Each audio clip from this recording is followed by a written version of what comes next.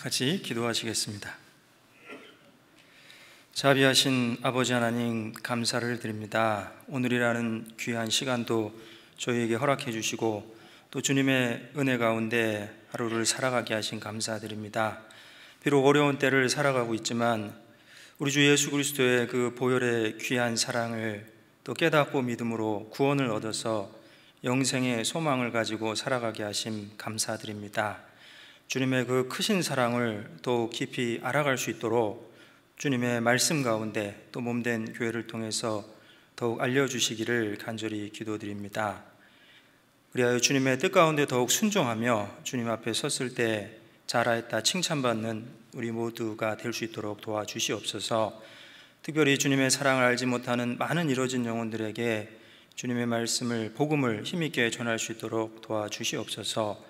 특별히 이번 한 주간에 진행되는 모든 집회 가운데 함께 해주시고 또 서울중앙교회 중집회 가운데 새롭게 말씀을 듣는 영혼들 그 마음문을 여시고 주님의 말씀이 온전히 마음밭에 심겨져서 깨닫고 구원함을 얻을 수 있도록 도와주시옵소서.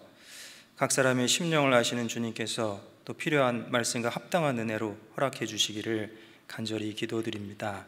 마치는 그 시간까지 주 성령님께서 인도해 주시기를 간절히 바라오며 우리 주 예수님의 이름으로 감사하며 기도드렸습니다.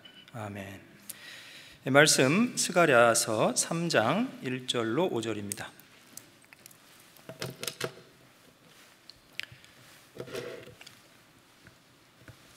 구약성경 1315쪽 스가랴서 3장 1절로 5절입니다.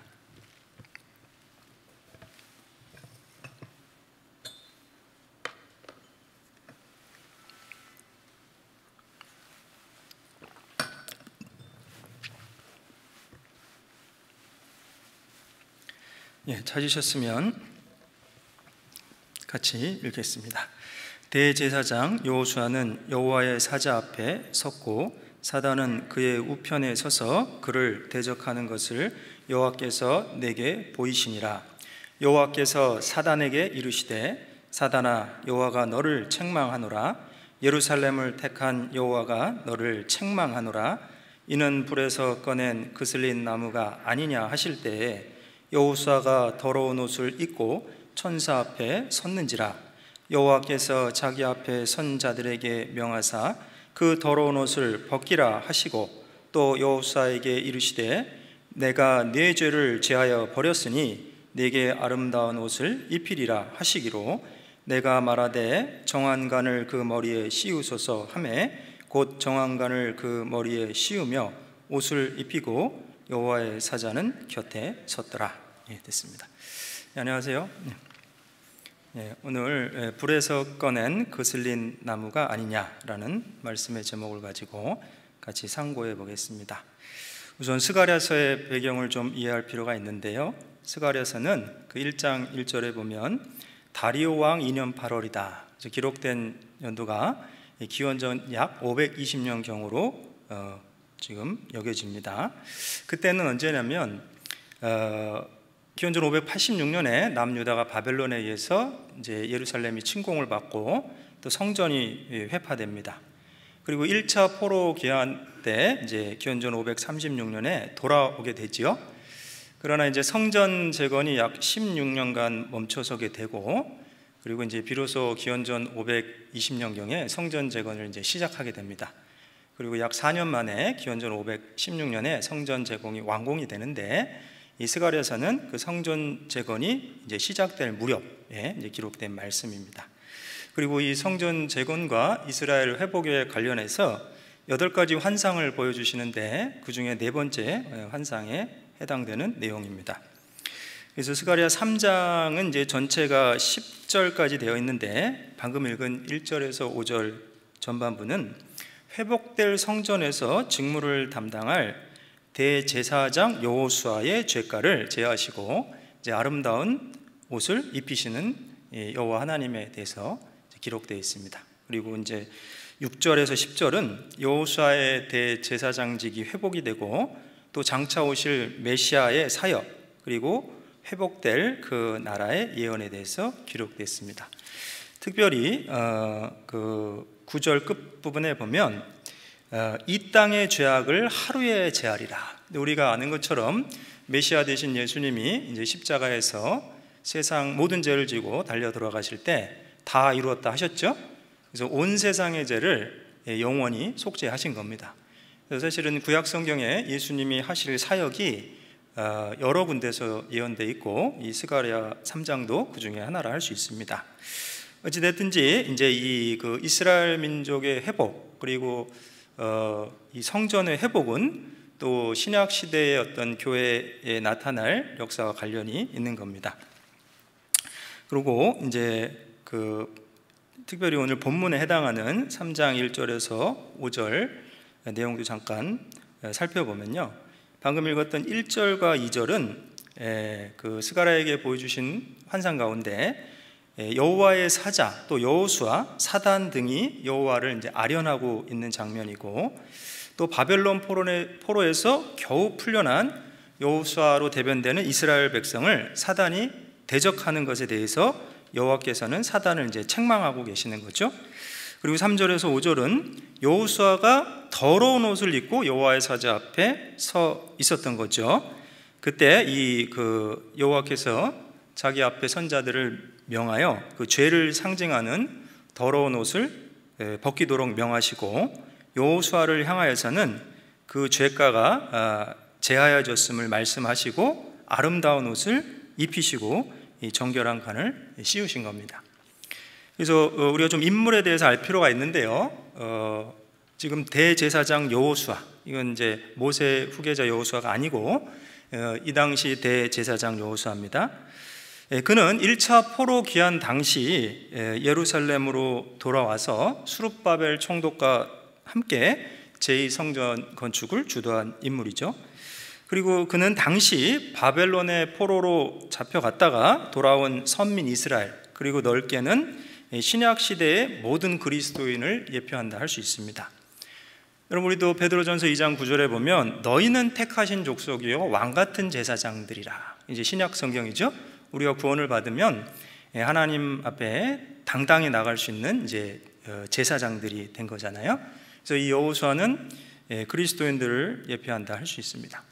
그리고 이 죄를 상징하는 그의 더러운 옷이 하나님에 의해 벗겨지고 아름다운 옷이 입혀지고 정결한 관이 씌워진 것은 이 성전이 재건될 즈음에 대제사장직이 다시 회복되었음을 보여주는 동시에 또 하나님의 백성의 죄가 사해졌음을 이제 상징적으로 나타내는 것이라 할 수 있습니다.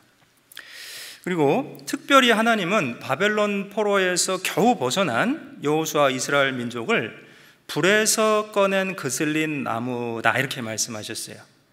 그것은 아주 초라한 모습인데요. 근데 그때 사단은 여호수아와 이스라엘 민족, 여호수아는 이스라엘 민족을 대표하죠. 대적하고 있는 거죠.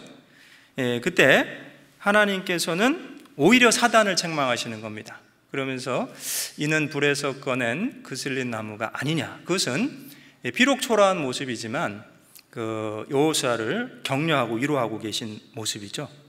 그래서 이를 통해서 우리가 또 알 수 있는 중요한 내용은 하나님께서 구원하시고 의롭다 하신 자를 사단이 참소하거나 그 자격에 이의를 제기할 수 없다는 것을 알게 됩니다. 그래서 신약시대에 구원받은 그리스도인들도요, 하나님의 백성은 징계는 있을지라도 결코 멸망의 정죄에 이르지 않는다는 것을 우리는 말씀을 통해 잘 알고 있습니다. 예수님 말씀에 요한복음 5장 24절에 내 말을 듣고 또 나 보내신 이를 믿는 자는 영생을 얻었고 심판에 이르지 아니하나니 사망에서 생명으로 옮겼느니라. 그래서 그 심판이 나나주에 보면 정죄라고 되어 있거든요.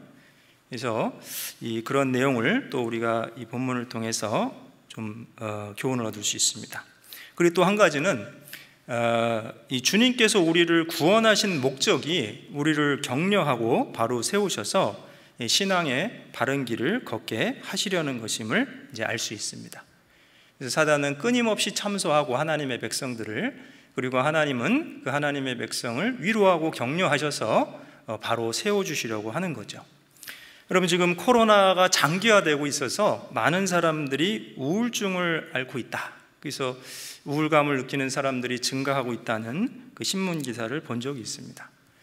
그리고 성도들도 또 우리가 그전과 같이 정상적인 대면 교제를 활발히 하기가 어려운 상황이다 보니까 그런 우울감을 그전보다는 좀 더 느끼고 있다고 토로하는 분들이 많습니다. 그래서 신앙생활을 하는데 우리가 어려움 중에 하나는 정신적 고통이라 할 수 있습니다. 근데 많은 정신적 고통이 자책감이나 배척감으로 인해서 오는 경우가 많지요. 그래서 나는 자격이 안 된다. 그래서 자존감이 상실되고 그래서 적극적인 신앙생활을 하기 어려운 경우가 많습니다. 때로는 그 자책감이 우리 인생의 족쇄가 돼서 앞으로 힘있게 달려나가야 될 신앙의 경주를 방해하는 경우도 많은 겁니다. 그래서 때로는 그런 생각을 하게 될 수도 있어요. 내 인생에서 타임머신을 타고 돌아가서 되돌리고 싶은 시간이 있다. 그만큼 이제 내가 왜 그때 그런 실수를 했을까? 근데 하나님 바라시는 것은 바울 사도가 빌립보서에 고백한 것처럼 내가 한 가지 일을 하겠다. 그것은 그 뒤에 있는 것을 잊어버리고 앞에 있는 것을 향해서 표대를 향하여 부르심의 상을 위하여 쫓아가겠다. 근데 그것이 때로는 그렇게 쉽지 않은 것을 느낄 때가 있습니다. 왜냐? 그 정신적인 고통 때문에. 그러나 그때도 하나님은 사실 우리를 위로하시는 겁니다. 사단은 책망하죠. 네가 이런 자격으로 하나님을 섬길 수 있겠느냐? 그러나 하나님은 이는 불에서 꺼낸 그슬린 나무가 아니냐? 예루살렘을 택한 여호와가 사단아 너를 책망하노라. 그래서 여호수아를 책망하신 것이 아니고 바로 사단을 책망하고 계신다는 이 사실 때문에 또 우리는 위로를 얻을 수 있는 겁니다. 그래서 본문에서는 참소하는 사단과 긍휼히 여기시고 위로하시는 하나님이 대조되고 있습니다. 여러분, 사단은 원래 말 뜻 자체가 대적자입니다. 성도를 대적하는 존재죠. 그래서 베드로전서 5장 8절에 보면 근신하라 깨어라 너희 대적 마귀가 우는 사자같이 두루다니며 삼킬 자를 찾나니. 그래서 이 너희 대적, 성도의 대적이잖아요. 그리고 요한계시록 12장 10절에 보면 우리 형제들을 참소하던 자, 곧 우리 하나님 앞에서 밤낮 참소하던 자, 사단 마귀죠. 그러나 하나님은 어떤 분이십니까? 하나님은 속죄하시고 위로하시는 분입니다. 야고보서 5장 11절에도 주는 가장 자비하시고 긍휼히 여기시는 하나님이시다.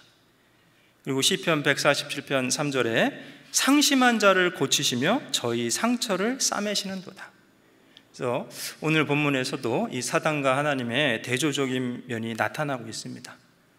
사실 우리는 주님의 위로를 받아야 됩니다. 위로받은 사람이 또 다른 사람을 위로할 수 있고 사랑받은 사람이 또 다른 사람을 사랑할 수 있는 겁니다. 그래서 하나님 안에서 위로받고 용납되는 기쁨이 신앙적인 자존감을 높이고 신앙의 힘을 얻게 되는 거죠. 이사야 49장 5절에 나는 여호와 보시기에 존귀한 자라 나의 하나님이 나의 힘이 되셨도다. 느헤미야 8장 10절에 여호와를 기뻐하는 것이 너희의 힘이니라. 여러분, 용납되지 않고 수용되지 않는다는 느낌이 있으면 교제도 가까이 하기 어렵잖아요. 마찬가지입니다. 우리가 주님께 받은 그 은혜와 사랑이 얼마나 크고 주님은 우리를 어떻게 용납하셨는지 그것이 상기될 때 우리가 더욱 주님과 가까운 교제를 할 수 있을 겁니다. 그래서 오늘 말씀의 전체적인 개요는 우선 구원하는 과정에서 주님이 주신 위로가 무엇인지 좀 살펴보고 그 다음에 구원받은 이후에 삶 속에서 또 주님의 위로는 어떠한가, 그리고 또 구원받은 성도 간의 위로, 주님께 받은 위로로 다른 이들을 위로하는 삶의 축복에 대해서 좀 생각해 볼까 합니다. 그리고 복음을 전함으로 주님의 위로를 전하는 삶에 대해서도 좀 생각해 보겠습니다. 그래서 다시 스가랴서 3장 1절부터 보겠습니다.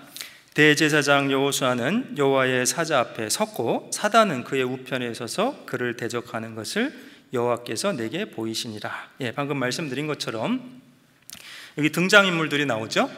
우선은 여호와 하나님이 계시고 또 대제사장 여호수아, 그리고 사단, 그리고 여호와의 사자가 있습니다.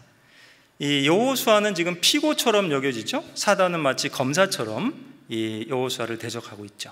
그리고 여호와의 사자는 성자 예수님을 나타낸다고 할 수 있습니다. 우리가 구약 성경 몇 군데서 여호와의 사자 예수님이 나타나신 것을 우리가 알 수 있죠. 그래서 이 등장인물을 좀 우리가 이해할 필요가 있고요. 그 다음에 이제 이 아까 말씀드린 것처럼 마귀는 성도를 계속 대적하고 비방합니다. 시편 42편 10절에도 내 대적이 나를 비방하여 늘 말하기를 내 하나님이 어디 있느냐. 그래서 하나님이 하신 일에 대해서 의심을 품게 하고, 또 하나님의 존재에 대해서 의심을 품게 하고, 또 성도들의 잘못과 그 허물을 들춰내는 일을 계속하고 있는 거죠. 그때 주님은 바로 위로하시고 오히려 사단을 책망하고 계시는 거죠. 그래서 우선 영혼 구원의 과정에서 주님의 위로가 있습니다. 스가랴 3장 2절 또 보겠습니다. 2절 여호와께서 사단에게 이르시되 사단아 여호와가 너를 책망하노라. 예루살렘을 택한 여호와가 너를 책망하노라. 이는 불에서 꺼낸 거슬린 나무가 아니냐 하실 때 여호수아가 더러운 옷을 입고 천사 앞에 섰는지라. 여기 보면 3절에 보면요, 이 대제사장 여호수아는 어떤 용고로 이 더러운 옷을 입고 있는 겁니다. 그래서 이제 사단이 참소하는 거예요. 어떤 내용일까요? 우리가 좀 생각해 볼 수 있겠죠? 어떻게 여호와 앞에 선 자가, 그것도 대제사장이 이런 더러운 옷을 입고 하나님을 섬길 수 있느냐. 그래서 이 사단은 여호수아가 대제사장직으로 부적합하다는 것을 이 불결한 의복을 가지고 지적하고 있는 겁니다. 그때 여호수아에게 아름다운 옷을 입히라고 명하신 분이 바로 여호와 하나님이시죠. 4절입니다. 4절 같이 읽겠습니다.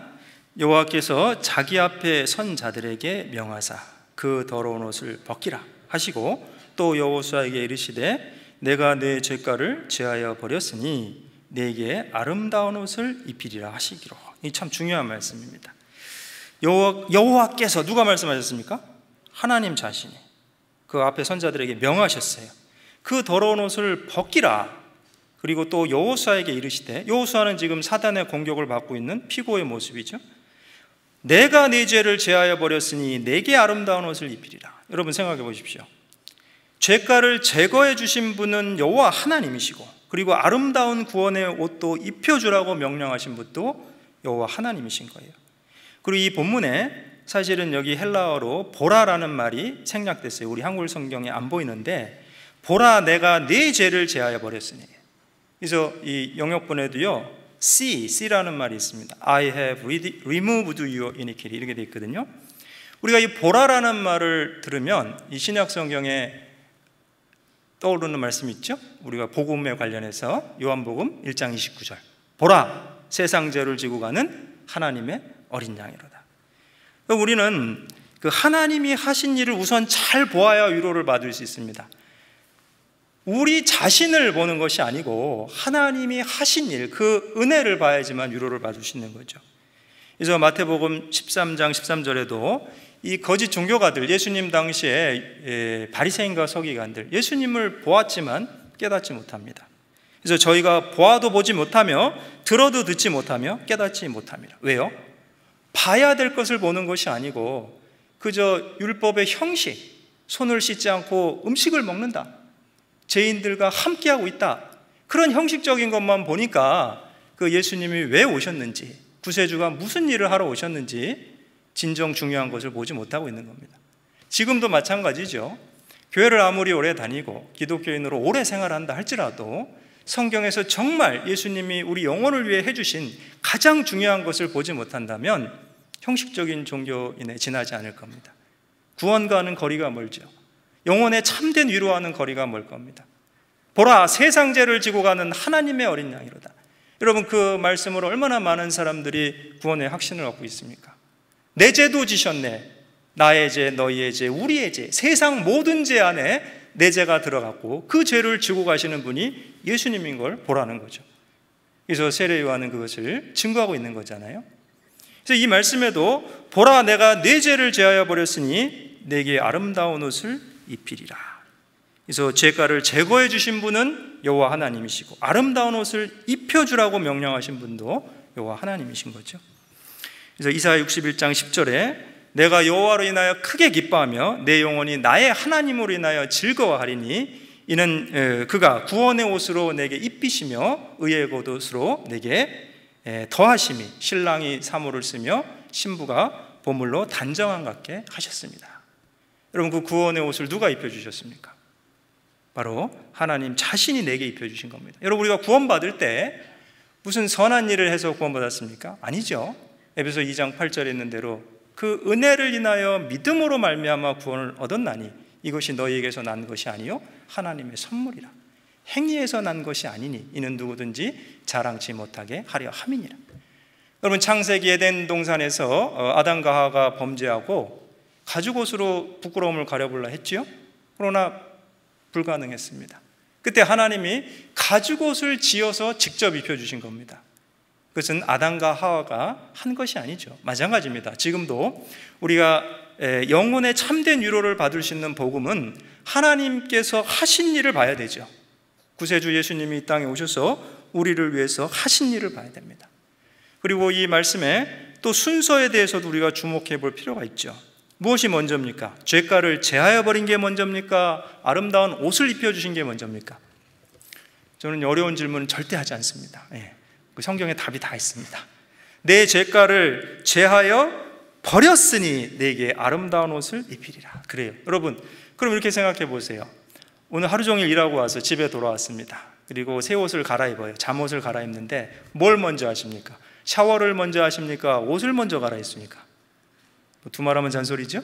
순서가 중요한 겁니다. 내 죄가를 제하여 버렸으니 내게 아름다운 옷을 입히리라. 여러분, 이 말씀 볼 때 또 순서에 대해서 떠오르는 이사야서 말씀이 있죠? 몇 장입니까? 이사야 44장 22절. 잘 아시죠? 내가 내 허물을 빽빽한 구름에 사라진 같이 내 죄를 안개에 사라진 같이 도말하였으니 너는 내게로 돌아오라. 내가 너를 구속하였음이니라. 무엇이 먼저입니까? 돌아오면 구속해 주시겠다 하신 거예요? 아니면 다 도말했으니까 돌아오라 하시는 겁니까? 저는 초등학생도 대답할 수 있는 질문을 하고 있습니다. 오픈 테스트예요. 성경에 답이 다 있죠? 그래서 도말하였으니 돌아오라고 하시는 겁니다. 그래서 우리가 이렇게 말씀을 자세히 배워보면요, 구약 성경 여러 곳에서 복음으로 우리를 위로하시는 하나님의 자비하심에 대해서 볼 수 있는 겁니다. 그리고 죄가를 제하여 버렸다는 이 말은 히브리 원어로 아바르라 그러는데 한 지역에서 다른 지역으로 옮기는 행위, 건너가는 행위입니다.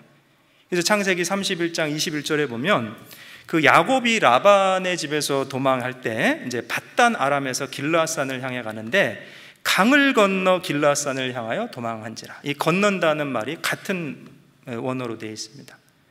그래서 지금 내 죄가를 제하여 버렸다는 말은 완전히 옮기셨다는 거예요. 마치 시편 103편 12절 이하에 보면 동이 서에서 먼 것 같이 우리의 죄가를 우리에게서 멀리 옮기셨으며. 여러분, 동과 서는 만날 수 있습니까? 아니죠. 완전히 다른 곳으로 옮기셨다는 거예요. 우리의 죄가를. 왜 그렇게 하셨느냐? 그 13절에 보면 아비가 자식을 불쌍히 여긴 같이 여호와께서 자기를 경외하는 자를 불쌍히 여기시나니 이는 저가 우리의 체질을 아시며 우리가 진토임을 기억하십니다. 그럼 어떤 분들은 복음을 그렇게 듣고도 영원한 속죄를 이해 못하는 분들이 많습니다. 어떻게라니요? 하나님이 하셨는데, 말씀에 기록되어 있는데 어떻게 앞으로 지을 죄까지 다 속지 않느냐? 그것이 하나님의 계획이에요. 왜 그런 줄 아세요? 저가 우리의 체질을 아시며 우리가 진토임을 기억하십니다. 만약에 앞으로 지을 죄가 용서 안 됐으면요, 피 흘림이 없은 즉 죄사함이 없는데, 그러면 죄 없는 분이 또 와서 죽어주고 또 와서 죽어줘야 되잖아요. 문제가 있는 겁니다. 그렇게 안 하시려고 단번에 영원한 속죄를 이루셨다고 히브리서 9장, 히브리서 10장에 반복적으로 말씀하고 계시는 거예요. 마치 우리의 죄가를 옮기시는 것을 어떻게 하셨냐? 동이 서에서 먼 것처럼 완전히 옮겨주신 겁니다. 그래서 이 말씀에서도 내가 네 죄가를 제하여 버렸으니 완전히 제해버리신 거죠. 그리고 아름다운 옷을 입혀주신 겁니다. 그리고 그렇게 하신 그럼 이유가 뭐냐?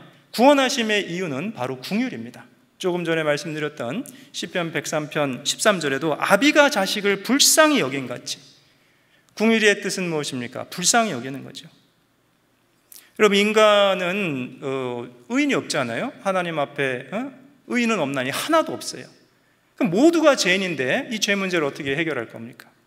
그러니까 하나님께서 죄 없는 분을 보내주신 거예요. 왜? 우리를 불쌍히 여기셨잖아요. 그래서 이 불쌍히 여기셨다는 표현이 바로 본문의 2절에 이는 불에서 꺼낸 그슬린 나무가 아니냐 이렇게 표현하시는 거예요. 그래서 이 불에서 꺼낸 그슬린 나무는요, 불타는 나무 조각이죠. 마치 타는 아궁이에서 꺼낸 불 붙는 나뭇가지 같은 겁니다. 거의 다 타버리고 조금 남아있는 그 초라한 모습이죠. 그래서 비슷한 표현이 이사야 7장 4절에 하나님께서 이사야 선지자에게 얘기합니다. 아하스에게 말해라. 아라방 르신가 르말리아의 아들 베가는 심히 노할지라도 연기 나는 두 부직갱이다.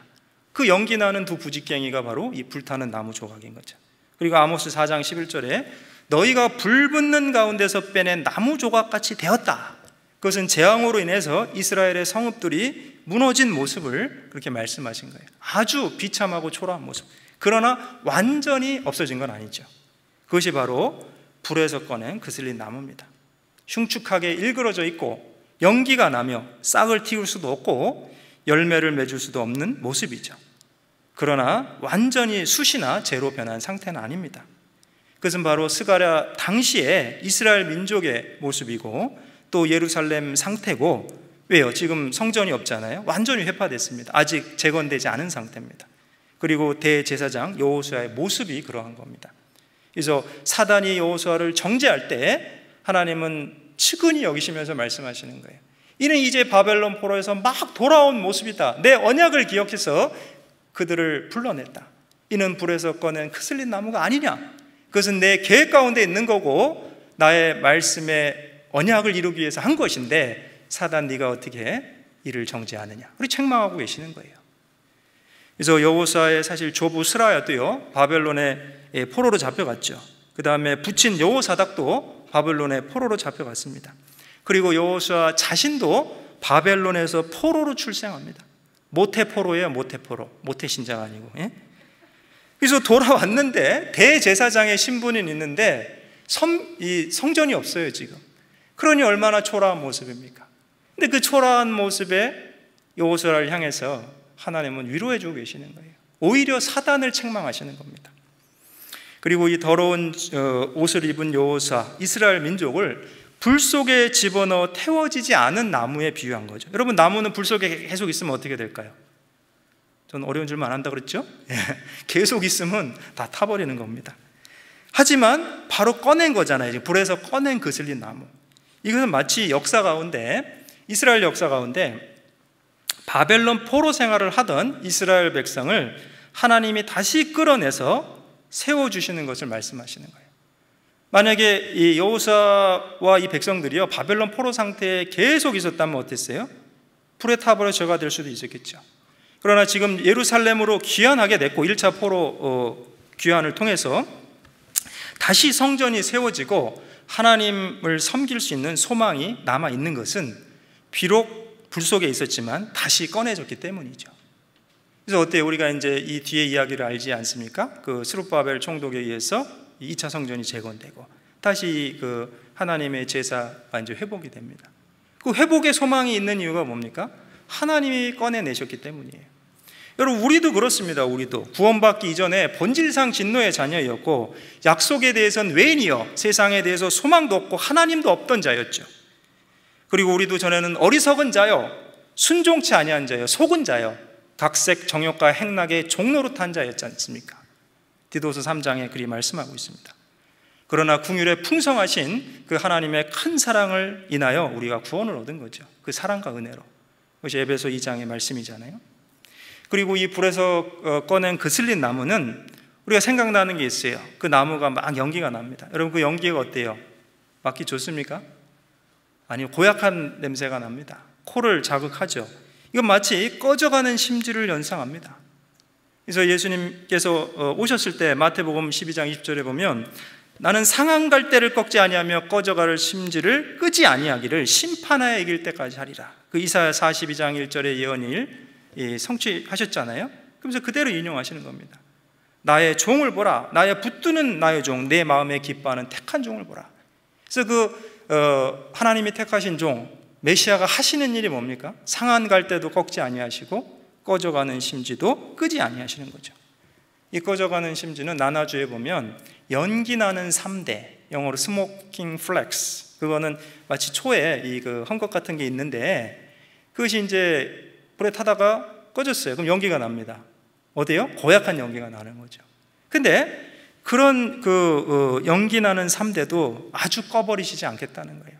그것은 긍휼히 여기시는 바로 하나님의 마음이고 또 죄인을 구원하시는 예수님의 속성과 하신 일을 보여주고 있는 거죠.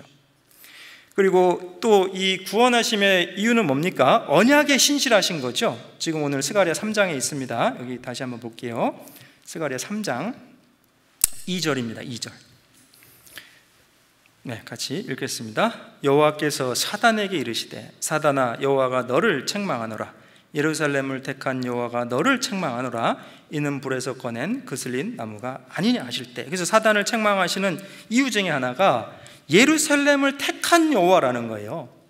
이 예루살렘은 시온을 나타내죠. 그리고 이스라엘을 상징합니다. 여호와 하나님은 이스라엘을 종소리하던 애굽에서 해방하시고 또 하나님의 백성으로 삼으셔서 그들과 함께 거하시고 교제하시고자 이 예루살렘 시온을 택하시고 또 그곳에 성전을 두신 것이죠. 근데 이 지금 기원전 586년에 바벨론의 침입 이후로 예루살렘의 성전이 회파됐습니다.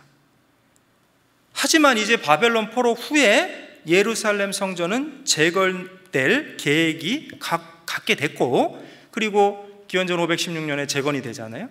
그러니까 이 말씀의 아까 배경을 제가 일부러 말씀드린 것은 우리가 이런 배경을 알아야 좀 더 이해가 될 겁니다. 기원전 약 520년 그 성전 재건이 시작될 무렵에 이 환상을 스가랴에게 보여주신 거죠. 그 얘기는 무슨 얘기냐? 비록 이 예루살렘이 초라해졌고 성전이 회파됐지만 하나님의 언약 안에서 다시 회복될 것이고 여전히 하나님의 임재의 장소로 그 고귀한 사명을 수행하게 될 것이다 라는 것을 말씀하고 계시는 거죠. 그래서 사단에게 예루살렘을 택한 여호와가 너를 책망하노라.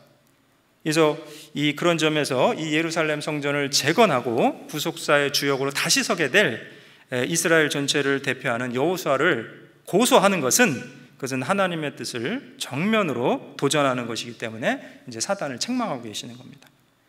그리고 우리가 또 생각해 봐야 될 게 있어요. 하나님이 예루살렘, 이스라엘을 택하신 것은 다른 이방 나라들에 비해서 탁월하거나 아니면 좋은 조건이 있어서가 아닙니다. 그것은 다만 하나님이 언약하셨기 때문이죠. 그리고 하나님의 성전을 그 예루살렘에 두시고 이 이스라엘 민족을 이방 나라와 구분이 돼서 하나님을 섬기는 백성으로 삼으신 거예요. 그것은 뭔가 그 수요가 많아서도 아니고 또 능력이 뛰어나서도 아닙니다. 하나님께서 그 언약 가운데 그렇게 하신 거죠. 그래서 이 느헤미야도 아시죠? 느헤미야도 이제 비슷한 시기에 활동한 그 지도자인데 기도합니다. 그러면서 느헤미야 1장 9절에 보면 하나님의 언약을 기억하면서 기도하죠. 너희 쫓긴 자가 하늘 끝에 있을지라도 내가 거기서부터 모아 내 이름을 두려고 택한 곳에 돌아오게 하리라 하신 말씀을 기억하옵소서. 이제 그 언약들이 레위기 26장 이하에 보면 쭉 나오죠. 너희가 이방 민족 중에 흩어져 있을지라도 너희 조상 아브라함과 이삭과 야곱과 맺은 언약을 내가 기억해서 너희를 다시 돌아오게 하리라. 근데 이 느헤미야도 그것을 기억했고 그래서 그 언약을 가지고 기도하는 겁니다. 그리고 하나님은 느헤미야의 기도처럼 이 시온을 잊지 않으신 거죠. 자, 이사야 49장 보겠습니다. 이사야 49장 14절. 이사야 49장 14절로 16절입니다.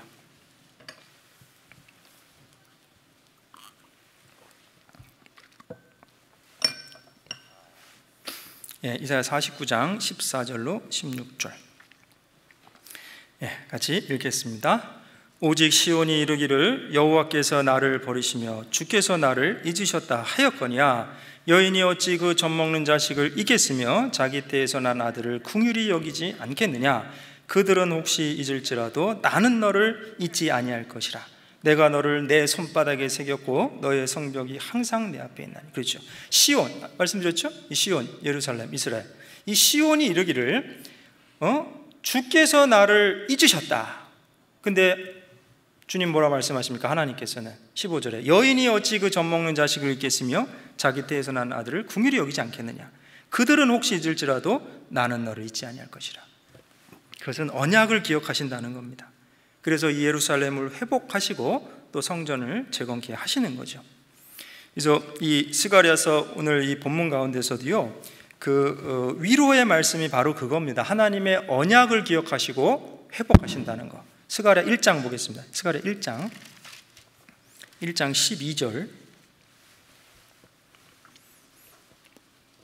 스가랴 1장 12절 13절 읽겠습니다. 여호와의 사자가 응하여 가로되 만군의 여호와여, 여호와께서 언제까지 예루살렘과 유다 성읍들을 긍휼히 여기지 아니하시려나이까. 이를 노하신 지 70년이 되었나이다 하매 여호와께서 내게 말하는 천사에게 선한 말씀, 위로하는 말씀으로 대답하시더라. 그래서 이 그 선한 말씀이 뭡니까? 지금 이 스가랴 선지자 입장에서는요, 아직 회복이 안 됐기 때문에 궁금한 거죠. 근데 여러분 어때요? 그 예루살렘 성전이 기원전 586년에 회파되고 516년에 재건됐습니다. 그러니까 딱 70년 만에 정말 성전이 재건됐어요. 하나님이 긍휼히 여기셨고 그 언약을 잊지 않으신 거죠. 그래서 이 선한 말씀, 위로하는 말씀이 뭐였냐? 언약대로 회복하실 거라고 지금 얘기하시는 겁니다. 그래서 그 뒤에 16절, 17절. 그러므로 여호와가 이처럼 말하노라. 내가 긍휼히 여김으로 예루살렘에 돌아왔은즉 내 집이 그 가운데 건축되리니 예루살렘 위에 먹줄이 치어지리라. 나 만군의 여호와의 말이니라 하셨다 하라. 다시 외쳐 이르기를 만군의 여호와의 말씀에 나의 성읍들이 넘치도록 다시 풍부할 것이라. 여호와가 다시 시온을 안위하며 다시 예루살렘을 택하리라 하셨다라. 그래, 여기 보시면 회복의 이유 뭡니까? 첫 번째 긍휼이죠. 16절에 내가 긍휼히 여김으로. 두 번째는 어떻게 해요? 말씀을 기억하신 겁니다. 그래서 다시 우리가 좀 생각해 볼 필요가 있습니다. 우리를 구원하신 그 원리도 같죠. 긍휼, 그것이 뭡니까? 은혜고 자비죠. 너희가 그 은혜를 인하여 믿음으로 말미암아 구원을 얻었다. 그럼 그 긍휼과 은혜가 뭡니까? 그럼 구속의 긍휼이고 구속의 은혜죠. 우리 죄를 우리가 행한 것과 상관없이 불쌍히 여기셔서 온전히 다 속죄해 주신 겁니다. 그리고 그것은 창세기부터 쭉 언약하신 거잖아요. 여자의 후손이 또 뱀의 후손과 원수가 되게 하시겠다는 말씀부터 해서 이 구약 성경에 나와 있는 수많은 메시아에 대한 예언, 하나님이 보내시는 나의 기뻐하는 종, 그래서 그분이 오셔서 죄인을 구원하는 일을 직접 하셨죠. 그래서 우리는 이 스가랴서 3장 내용에서도 이 구원하는 과정에서 하나님이 어떻게 위로하고 계시는지를 볼 수 있죠. 그리고 또 한 가지는요, 구원받은 이후에 신자의 삶에서도 주님의 위로를 또 볼 수 있습니다. 스가랴 3장 5절입니다. 5절. 스가랴 3장 5절 같이 읽겠습니다. 내가 말하되 정한간을 그 머리에 씌우소서 하매 곧 정한간을 그 머리에 씌우며 옷을 입히고 여호와의 사자는 곁에 섰더라. 그래요.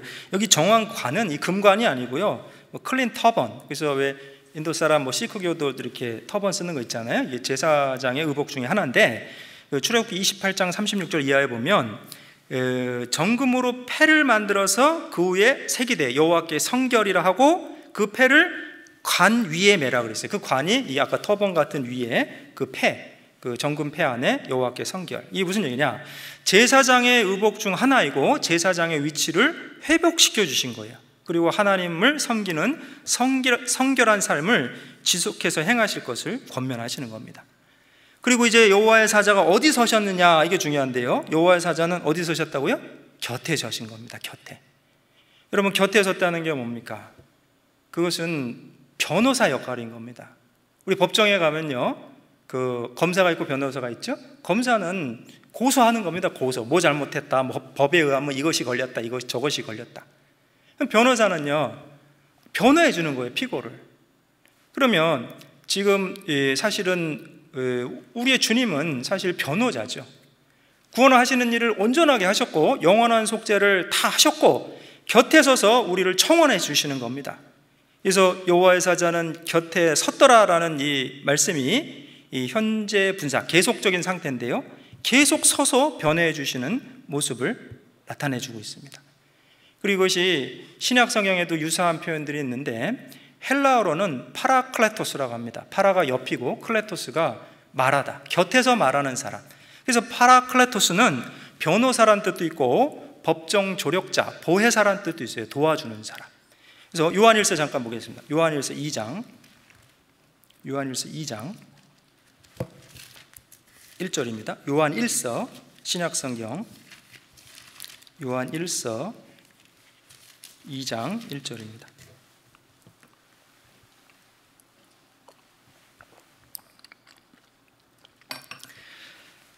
요한일서 2장 1절 찾으셨으면 같이 읽겠습니다.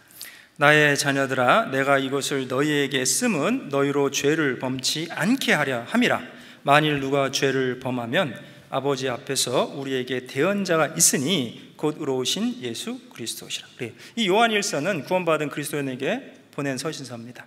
그래서 교제에 대한 것을 주로 핵심적으로 말씀하고 계시는 거죠. 그래서 요한일서 1장 3절에 보면 우리가 보고 들은 바를 너희에게도 전함은 너희로 우리와 사귐이 있게 하려 함이라. 우리는 누굽니까? 사도들이죠. 너희는 누굽니까? 이 편지 받는 사람들이죠. 그럼 누가 사귈 수 있어요? 믿음이 같은 사람이 사귈 수 있습니까? 다른 사람이 사귈 수 있습니까? 사도들과 같은 믿음을 가진 성도들에게 보내는 편지입니다. 그래서 구원받은 성도들은 합당한 교제를 해야 되고, 그것이 우리의 사귐은 영적인 사귐이고 아버지와 그의 아들 예수 그리스도와 함께합니다. 그리고 이 교제가 온전해질 때 기쁨이 충만해지는 겁니다. 그래서 요한일서 1장 4절에 우리가 이것을 쓰면 우리의 기쁨이 충만하게 하렵니다. 이 서신서의 목적이 나타나 있죠. 그래서 이 서신서는 교제에 관련된 말씀이 줍니다. 근데 이제 교제가 구원을 받고 사실 죄성이 있기 때문에 이제 죄를 범할 가능성이 있죠. 물론 이제 죄를 범치 않도록 해야겠지만, 그러면 어떻게 되느냐? 그럼 심판받고 지옥 가느냐? 그게 아니라는 거예요. 그래서 요한일서 2장 1절에 자녀들아, 내가 이것을 너에게 쓰면 너희로 죄를 범치 않게 하려 함이라. 그래서 이 사실은 어때요, 여러분? 우리의 영혼을 구원하는 주님의 온전한 사랑은 우리를 주님을 따라가게 만드는 거죠. 근데 육신의 어떤 죄성 때문에 혹 죄를 범하게 되면 어떻게 되느냐? 그러면 우리 죄를 온전히 용서하신 그 주님께, 이제 하나님 아버지께, 이제 우리는 자녀고 아버지께 자백하는 거예요. 그것은 이제 가족 관계 안에서 또 받게 되는 용서가 있는 겁니다. 어떤 재판장에서 재판관이 피고를 용서하는 그것이 아니고, 그 내용이 바로 요한일서 1장 9절에 나오는 자백이고, 그 다음에 지금 방금 읽은 2장 1절은 만일 누가 죄를 범하면 아버지 앞에서 우리에게 대언자가 있으니 곧 의로우신 예수 그리스도. 이 대언자란 말이 영역본의 어드보킷은 변호사입니다. 그리고 헬라어 원어가 파라클레토스, 옆에서 곁에서 말하는 사람. 그래서 여호와의 사자는 곁에 섰더라. 지금 주님은 살아서 우리를 위해 간구하시는 거예요. 하나님 보십시오. 여기 하나님의 피로, 예수님의 피로 죄사함 받은 형제 자매가 있습니다. 비록 육신의 어떤 죄성으로 지금 범죄했지만 이 형제 자매를 다시 세워달라고. 그래서 신앙의 회복을 위해 간구하시는 거죠. 이 속죄가 온전히 안 됐기 때문에 간구하는 그런 것이 아니라니까요. 그래서 이 변호사, 우리에게 대언자가 있다, 변호사가 있다는 겁니다. 그리고 아까 말씀드린 것처럼 이 파라클레토스, 옆에서 말하는 사람은 보혜사란 뜻도 있어요. 도와주는 사람. 보혜사는 성령이시죠. 그래서 요한복음 거기 방금 읽은 요한일서 2장 3절에 대언자 이렇게 돼 있고, 나나주에 보면 보혜사라고 돼 있죠. 여러분 나나주가 있는 성경이 있을 겁니다. 보혜사라고 돼 있죠. 그래서 보혜사는 성령을 또 나타내시는데, 요한복음 15장 26절에 보면 내 아버지께로서 너희에게 보내실 성령, 보혜사, 곧 아버지께로서 나오시는 진리의 성령이 오실 때 그가 나를 증거하실 거다. 여러분 어때요? 성령님이 우선 하시는 일이 무엇입니까? 그것은 진리를 증거하시는 거예요. 그래서 우리가 구원받을 때도 진리를 깨닫도록 도와주시고, 또 구원받은 이후에도 또 신앙생활을 하는 가운데 많은 진리를 깨닫도록 도와주시는 분이 성령이시죠.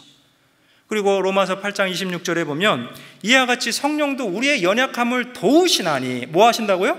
도우십니다. 우리가 마땅히 빌 바를 알지 못하나 오직 성령이 말할 수 없는 탄식으로 우리를 위하여 친히 간구하는 자다. 그 간구도 마찬가지인 겁니다. 우리를 하나님과의 어떤 그 교제의 관계가 회복되도록 기도해 주시는 거예요. 그럼 어떨 때는요, 너무 답답할 때가 있어요. 기도도 안 될 때가 있습니다. 그죠? 근데 성령께서 말할 수 없는 탄식으로, 이제 하나님의 생명을 얻었고 저렇게 살면 안 되는데, 바로 서서 걸어가야 되는데, 근데 기도도 못하니까 성령님께서 친히 우리를 위해서 간구해 주시는 거예요. 그래서 여러분 보십시오. 성령은 진리를 깨닫게 도와주시고 또 바로 서서 걸어갈 수 있도록 도와주시는 분이죠. 마치 부모의 모습과도 같습니다. 낳을 때 힘쓰고 기를 때 힘쓰고. 여러분 어머니 노래 아십니까? 어머니 마음인가요? 요새는 잘 안 불러도 돼요. 나실제 괴로움 다 잊으시고 기르실제 밤낮으로 애쓰는 마음, 진자리 마른 자리 갈아 넣으시며 손발이 다닳도록 고생하시네. 성령님께서 우리를 위해서 지금 행하시는 모습이잖아요. 구원받을 때 진리를 깨닫게 도와주시죠. 또 지금도 우리의 연약함을 도우시고 우리를 위하여 친히 간구하시는 거예요. 여러분, 내가 기도하고 있지 못할 때 누군가 우리를 위해 기도하고 계시는 분이 있습니다. 당신이 지쳐서 기도할 수 없고 눈물이 빗물처럼 흘러내릴 때 누가 기도하십니까? 주님은 아시네. 당신의 약함을 사랑으로 돌봐주시네. 누군가 널 위해 누군가 기도하네. 내가 홀로 외로워 마음이 무너질 때 누군가 널 위해 기도하네. 그분이 바로 우리 곁에서 도와주시는 보혜사 성령님이시죠. 그리고 하나님은 또 성경에서 격려와 위로의 하나님으로 묘사되어 있죠. 그리고 그 수많은 격려와 위로, 하나님이 어떻게 하나님의 백성을 위로하셨는지가 성경에 기록되어 있는 거고, 또 우리는 그 성경의 내용을 통해서 안위를 얻는 겁니다. 안위. 그 내용이 로마서 15장에 기록되어 있습니다. 로마서 15장 4절로 5절입니다. 로마서 15장 4절로 5절.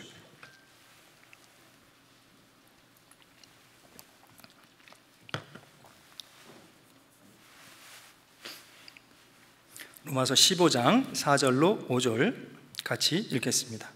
무엇이든지 전에 기록한 바는 우리의 교훈을 위하여 기록된 것이니 우리로 하여금 인내로 또는 성경의 안위로 소망을 가지게 함이니라. 이제 인내와 안위의 하나님이 너희로 그리스도 예수를 본받아 서로 뜻이 같게 하여 주사. 자, 하나님을 어떻게 묘사하고 있죠? 5절에는요, 인내와 안위의 하나님. 그럼 우리는 어떻게 이 안위를 얻습니까? 4절에 성경의 안위로 소망을 가지는 거예요. 여러분, 그리고 이 안위와 인내가 연결되어 있잖아요.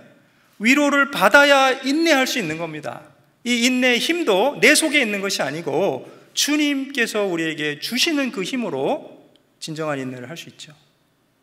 이 위로받는 것이 얼마나 중요한지, 여러분 구원받을 때도 그래요. 위로해 주러 오신 주님을 배척하면 구원의 위로를 받을 수 없습니다. 신앙생활도 그렇습니다. 요한계시록 3장에 문 밖에 서서 두드리시는데 문을 열어야 내가 그로 더불어 먹고 그는 나로 더불어 먹는데 두드리시는 주님을 외면하는 거예요. 그럼 오늘도 그렇습니다. 말씀을 들으러 가야지. 수요일 날은 제한도 없다는데 지금 빈자리가 많습니다. 근데 이제 또 한쪽에서는 육신의 소욕이 얘기하고 있죠. 야, 귀찮아. 집에서 들어도 되잖아. 어차피 뭐 온라인도 다 들려. 죄송합니다. 근데 여러분 본인들이 느끼실 겁니다. 듣는 자세 따라서 깨닫는 게 다릅니다. 그렇죠? 그러니까 어찌됐든지 우리가 주님이 주시는 위로, 주님은 우리를 위로하시려고 말씀으로 교제로 두드리십니다. 우리 마음 문을. 내가 적극적으로 문을 열고 나와서 주님이 받는 위로를 받고 나는 그로 더불어 그는 나로 더불어 먹으리라. 이 신앙의 교제가 되어야 되는데 주님과 더불어 그것이 잘 안 되는 이유는 무엇이냐? 위로해 주러 오신 주님을 거절하는 거예요, 사실은. 그래서 이 성경에 많은 내용들이 있습니다. 얼마나 하나님께서 성도들을 위로해 주시는지. 여러분 생각해 보십시오. 우리가 이렇게 모여서 또 말씀을 듣는 것이 무슨 세상 얘기나 철학적인 얘기나 문학적인 얘기를 들으려고 모인 것이 아니잖아요. 정말 우리를 구원하신 말씀이 성경 말씀이고, 또 하나님의 백성을 어떻게 위로하시는지 더욱 알게 되는 것도 하나님의 말씀입니다. 제가 사실 오늘 이 시간에 이걸 다 말씀드리면 밤새야 될지도 몰라요. 걱정하지 마십시오. 정한 시간에 끝내려고 노력합니다. 근데 정말 성경을 보면 볼수록, 그리고 연구하면 연구할수록 주님은 정말 인내와 안위의 하나님이시구나, 그걸 더 알게 됩니다. 몇 군데만 봅시다. 창세기 26장 24절입니다. 창세기 26장 24절.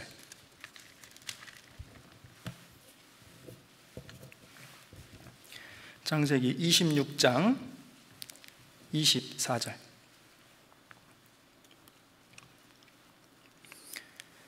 창세기 26장 23절 24절 두 절 같이 읽겠습니다. 이삭이 거기서부터 브엘세바로 올라갔더니 그 밤에 여호와께서 그에게 나타나 가라사대 나는 내 아비 아브라함의 하나님이니 두려워 말라. 내 종 아브라함을 위하여 내가 너와 함께 있어 내게 복을 주어 내 자손으로 번성케 하리라 하신지라. 그래요. 이 그 밤이 언제냐? 그 밤이 지금 이제 앞에 내용을 쭉 보시면 이 그랄 목자들과 이삭의 목자들이 우물 때문에 다툽니다. 그리고 사실은 이삭이 계속 양보해요. 그리고 옮기는 곳마다 또 우물을 파죠. 근데 그것도 이제 막 다투는 거예요. 그럼 결국 어떻게 해요? 또 양보하고 옮깁니다. 계속. 그래서 결국은 이제 거기서부터 브엘세바로 올라간 거예요. 올라갔다는 표현을 볼 때 험지죠. 평탄한 곳이 아닐 겁니다. 근데 이 하나님의 백성으로 이런 것 가지고 싸울 수 없으니까 양보하는 겁니다. 그 밤에 나타나서 위로해 주시는 거예요. 여호와께서 그에게 나타나 가라사대 나는 내 아비 아브라함의 하나님이 두려워 말라. 내 종 아브라함을 위하여 내가 너와 함께 있어 내게 복을 주어 내 자손으로 번성케 하리라. 여러분 생각해 보세요. 그런 말 있죠. 다 가져도 하나를 못 가지면 아무것도 안 가진 거다. 영이 수백 개가 있는데 일자가 없습니다. 그럼 영원입니다. 그죠? 이 세상에서 명예와 부귀와 모든 것을 가졌는데 영생이 없으면, 영생의 하나님을 갖지 못했으면 아무것도 안 가진 거예요. 비록 이삭은 다 뺏겼을지 모릅니다. 우물을 다 뺏겼지만 내가 너와 함께 하리라. 내가 내게 복을 주어 복의 근원 되시는 하나님의 이 말씀을 들었을 때 얼마나 위로가 되겠습니까? 비록 우리가 어려운 때를 살아가고 있지만요, 우리가 위로가 되는 이유가 뭡니까? 임마누엘의 하나님이 지금도 우리와 함께 계십니다. 영생을 주시고 몸된 교회와 동행하시고 때마다 시마다 필요한 말씀을 주시고 인도하시는 그 하나님께서, 그리고 우리는 영생의 소망이잖아요. 어떤 어려움을 만나도 그것이 가장 중요한 거지 않겠습니까? 그래서 정말 하나님은 인내와 안위의 하나님이고 우리가 그 위로를 받았을 때 인내할 수 있다는 것을 알게 되죠. 그리고 창세기 28장도 보겠습니다. 창세기 28장 13절. 창세기 28장 13절로 15절 같이 읽겠습니다. 또 본중 여호와께서 그 위에 서서 가라사대 나는 여호와니 너의 조부 아브라함의 하나님이요 이삭의 하나님이라. 너 누운 땅을 내가 너와 내 자손에게 주리니 내 자손이 땅에 티끌같이 되어서 동서남북에 편만할지며 땅의 모든 족속이 너와 내 자손으로 인하여 복을 얻으리라. 내가 너와 함께 있어 네가 어디로 가든지 너를 지키며 너를 이끌어 이 땅으로 돌아오게 할지라. 내가 내게 허락한 것을 다 이루기까지 너를 떠나지 아니하리라 하시네. 여러분 이 말씀도 얼마나 위로가 되겠습니까? 네가 어디로 가든지 내게 허락한 것을 다 이루기까지 너를 떠나지 아니하리라. 그럼 지금 이때가 언제입니까? 야곱이 브엘세바를 떠나서 하란으로 가는 길에 돌베개를 하고 잠을 잘 때예요. 그때 하늘에 사닥다리가 나타났고 그 지금 위에서 하나님이 서서 가라사대. 그래서 지금 얼마나 큰 위로가 되겠어요. 언약을 기억하시고 네가 어디로 가든지 너와 함께 하겠다. 그럼 모세는 어땠습니까? 모세는 비록 이스라엘 민족의 지도자였지만요, 그 출애굽한 이후에 그 백성들이 많은 원망을 들었습니다. 그 섞여 사는 무리의 탐욕 때문에 광야에서 백성이 원망하죠. 그리고 애굽의 음식 왜 수박 뭐죠? 그 5대 음식 있잖아요. 왜 수박 부추, 부파마, 부파 마늘, 그죠? 예, 죄송합니다. 왜 수박 부추 파 마늘. 예? 우리나라 사람들도 좋아하는 겁니다. 제가 이 말씀 볼 때마다 인도에 있었을 때 일이 생각납니다. 저희가 있던 곳은 고온 다습해서 파도 마늘도 배추도 안 납니다. 그 차이나 마켓도 없어서 배추를 너무 먹고 싶어서 뉴델리에 집회 갔다가 그 비행기로 2시간만 걸리는데 짐 속에 요만한 배추를 제가 싣고 왔습니다. 그 당시 거기 차이나마켓에 가니까 있더라고요. 그래서 한국 돈으로 약 8,000원 했는데 그 배추를 가지고 오면서 너무 반가웠습니다. 집에 가면 배추 먹을 수 있다. 죄송합니다. 근데 부추도 그런 적이 있습니다. 부추가 옆에 주에 갔더니 또 팔아요. 그래서 또 비행기에 부추를 싣고 온 적도 있는데, 근데 어찌됐든지 지금 광야에서요 이 애굽의 음식을 그리워했죠, 이스라엘 민족이. 그리고 이 온 백성의 온 가족이 장막문에서 울었어요. 그것이 이제 민수기 11장에 보면 나오잖아요. 그때 모세가요 하나님께 얘기합니다. 주여 어째서 저를 괴롭게 하십니까? 이 모든 백성을 제가 잉태했습니까? 책임이 심히 중하니 나 혼자는 이 모든 백성을 감당할 수 없습니다. 그래서 구하옵나니 나를 은혜를 베푸사 즉시 나를 죽여 나로 이 공고함을 보지 못하게 하옵소서. 너무 힘드니까 그러게까지 기도한 거죠. 그때 하나님이 위로하시죠. 민수기 11장 16절입니다. 민수기 11장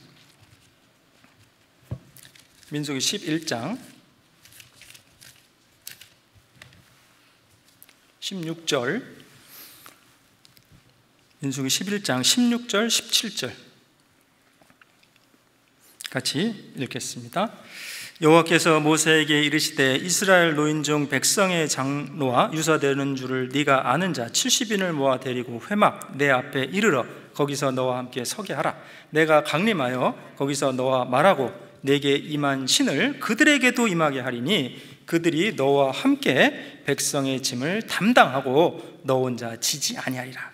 사실은 15절에 보면 나를 죽여 나로 이 공고함을 보지 않게 하옵소서. 그랬더니 하나님이 뭐라고 얘기했냐? 소원을 성취해 줄까? 그렇게 하신 것이 아니고 여호와께서 모세에게 이르시되 뭐라고 했습니까? 네가 감당하기 힘든 줄 내가 안다. 그래서 그 장로와 유사되는 줄 아는 자 70인을 데리고 나와라. 그리고 17절에 거기서 내게 임한 신을 그들에게도 임하게 하리니 그들이 너와 함께 백성의 짐을 담당하고 너 혼자 지지 아니하리라. 하나님 짐이 너무 무거워요 그러는데 그래 그럼 좀 더 져봐 이렇게 얘기하시는 것이 아니고요, 그 짐을 나눠줄 사람을 이제 붙여주시죠. 그러면 하나님은 우리가 얼마만큼 감당해야 되는 줄 아시잖아요. 고린도전서 10장에도 사람이 감당치 못할 시험당함을 허락지 아니하시나니 또 감당치 못할 시험당함을 즈음에 피할 길을 또한 내어서 예비하셨다 하셨습니다. 여러분 생각해 보십시오. 우리가 아비가 돼서도 어린 자녀들이 얼마만큼 감당할 줄 압니다. 뭐 어디 마트에 갔는데요, 아버지가 이 5살짜리 아들한테 쌀 한 가마니 주겠어요? 너 40kg짜리 집에 갈 때 좀 가지고 가봐라? 이러겠습니까? 뭘 줄지 알지요. 뭐 기껏해야 귤 2개 뭐 조그만 거 줄 겁니다. 그렇죠? 그래서 얼마만큼 감당할 줄 알기 때문에 마찬가지입니다. 지금 우리가 믿음 가운데 인내하면요 정말 하나님의 때에 하나님께서 위로해 주시는 거죠. 모세를 통해서도 그런 모습을 보게 됩니다. 여호수아는 어땠습니까? 여러분 여호수아는요 모세를 이어서 이스라엘 민족의 지도자가 됐는데요, 사실은 모세 같은 기적을 체험하지도 못했습니다. 모세는 그래도 어때요? 하나님께서 물론 함께 하셨지만 이 지팡이를 내어미니까 홍해 바다가 쫙 갈라졌잖아요. 근데 여호수아서를 읽어보십시오. 어떤 여호수아를 통해서 그런 기적이 전혀 없었습니다. 그리고 이 광야 생활하는 가운데 이 오합지졸 같은 백성의 모습을 봤습니다. 근데 이제 가나안 정복전쟁을 수행해야 되는데 이 정복전쟁을 어떻게 수행할 거라는 생각이 들지 않았겠습니까? 그때 하나님 또 위로하시죠. 여호수아 1장 5절입니다. 여호수아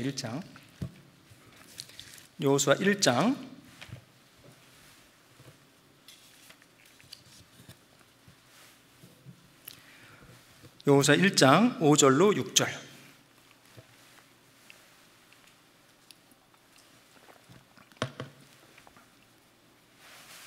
같이 읽겠습니다. 너의 평생에 너를 능히 당할 자가 없으리니 내가 모세와 함께 있던 것 같이 너와 함께 있을 것임이라. 내가 너를 떠나지 아니하며 버리지 아니하리니 마음을 강하게 하라. 담대히 하라. 너는 이 백성으로 내가 그 조상에게 맹세하여 주리라 한 땅을 얻게 하리라. 내가 내게 명한 것이 아니냐? 죄송합니다. 9절입니다. 9절 같이 읽겠습니다. 내가 내게 명한 것이 아니냐? 마음을 강하게 하고 담대히 하라. 두려워 말며 놀라지 말라. 네가 어디로 가든지 내 하나님 여호와가 너와 함께 하느니라. 그래요. 그래서 지금 여러분 보십시오. 이스라엘 백성들 가운데서도 이 여호수아의 리더십에 대해서 좀 회의를 갖는 사람들도 있었을 겁니다. 여호수아 자신도 아까 말씀드린 것처럼 모세와 같은 기적을 나타낸 적도 없고, 그때 바로 하나님 뭐라고 말씀하십니까? 너의 평생에 너를 능히 당할 자 없으리니 내가 모세와 함께 있던 것 같이 너와 함께 있을 것입니다. 여러분, 하나님이 함께 하신다면 그 어떤 위로보다 더 큰 위로가 되겠죠. 그래서 9절에 다시 한번 마음을 강하게 하고 담대히 하라. 두려워 말며 놀라지 말라. 내가 어디로 가든지 내 하나님 여호와가 너와 함께 하느니라.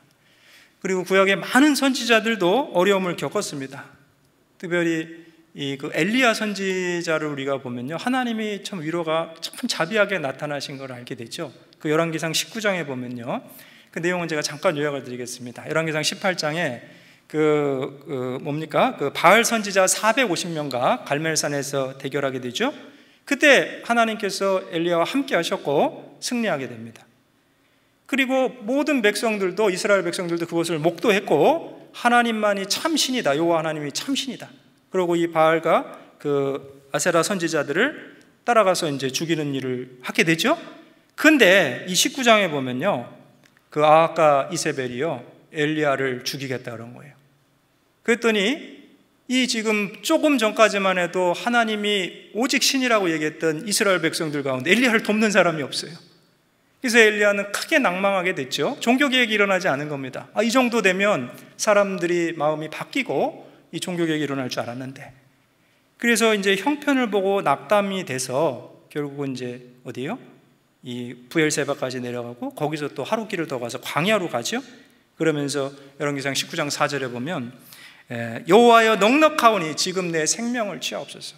너무 낭망이 돼서요, 나를 죽여주십시오, 이렇게 얘기하는 겁니다. 모세와 비슷하죠? 그때 하나님이 또 위로하시죠. 열왕기상 19장 5절입니다. 5절. 열왕기상 19장 5절.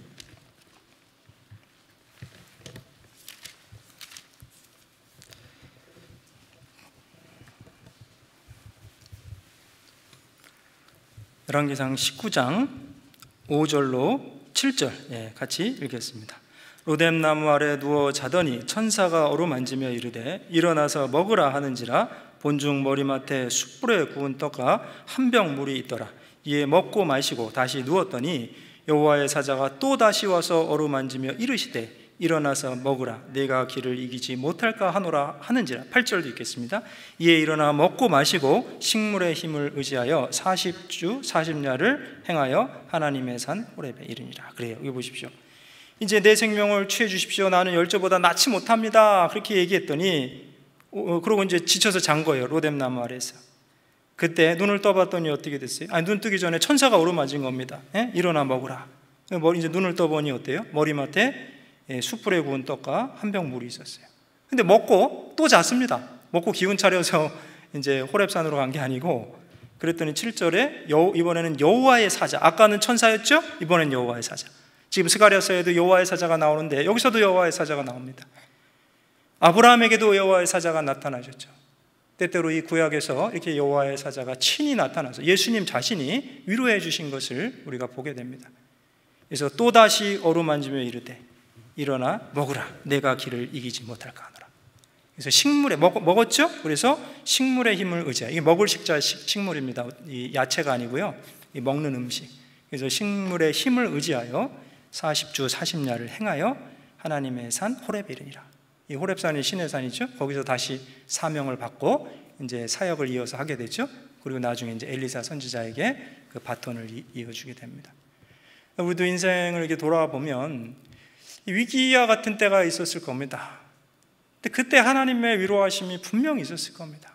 말씀을 듣는 가운데, 교제 중에, 아무튼 여러 가지 방법으로 하나님의 우리를 위로하시고 이 자리까지 오게 하셨다고 생각합니다. 그래서 성경을 계속 볼수록 어때요? 그럼 하나님의 그 세심하신, 자상하신 위로가 나타나 있다는 것을 우리가 알게 됩니다. 예레미야 선지자도 그렇죠. 예레미야는 하나님의 말씀을 받아서 이 이스라엘과 유대의 멸망을 선포하는데 가족들도 싫어하고 그 백성들도 싫어하고 선지자들도 싫어합니다. 심지어는 저주하죠. 그리고 물이 없는 구덩이에 빠지기도 하고. 보통 힘든 일이겠습니까? 여러분, 오히려 이 아는 사람한테 배척받는 게 더 힘든 거죠. 모르는 사람에게 배척받는 겁니다. 에레미야 15장 한번 보겠습니다. 에레미야 15장 10절. 에레미야 15장 10절 11절입니다.